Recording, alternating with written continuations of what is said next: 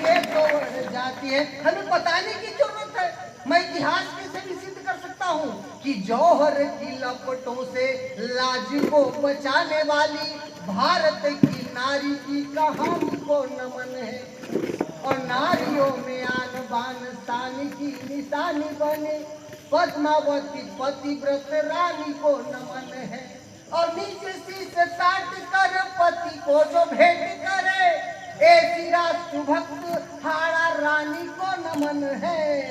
और अपने ही हाथ निज बेटा बलिदान किया पन्ना धाय माता की कुर्बानी को, पन्ना धाय माता की कुर्बानी को नमन है। यह है हमारी नारी शक्ति। आदरणीय गजराज भैया जी, मैं यह भी कह सकता हूँ, आप सब जानते हैं कि एक बार रास्ते भैया हम एक कवि सम्मेलन में गए, आप सब जैसे अच्छे लोग बैठे हुए थे।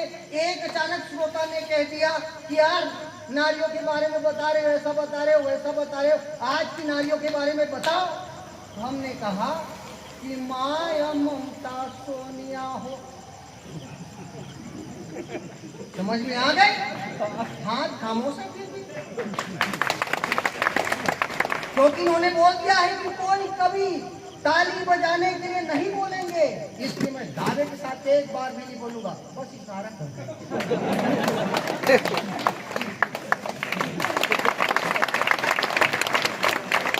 कि माया ममता। अब हर बार ये करना मैं बोलूंगा नहीं, क्योंकि बड़े भाई ने वचन दिया है।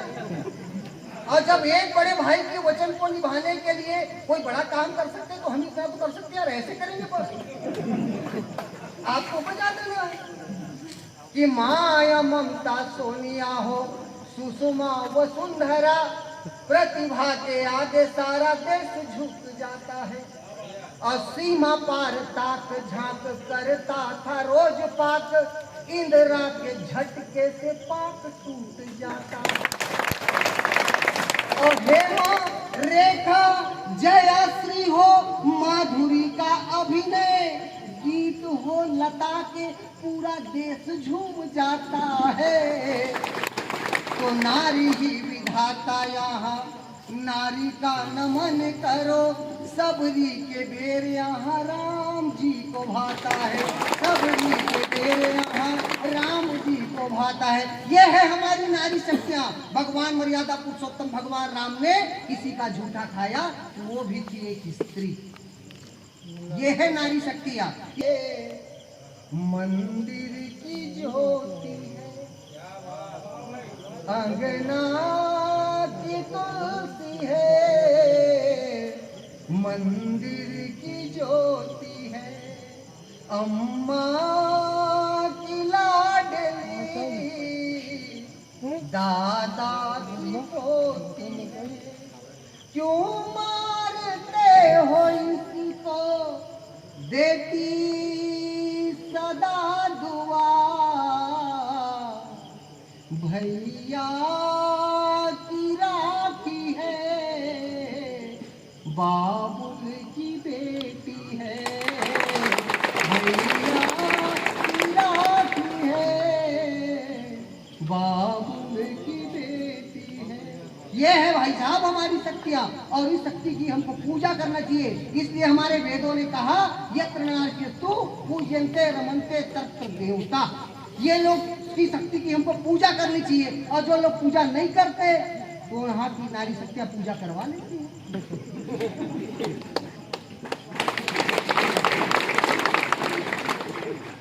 यह है नारी शक्तियों का प्रभाव।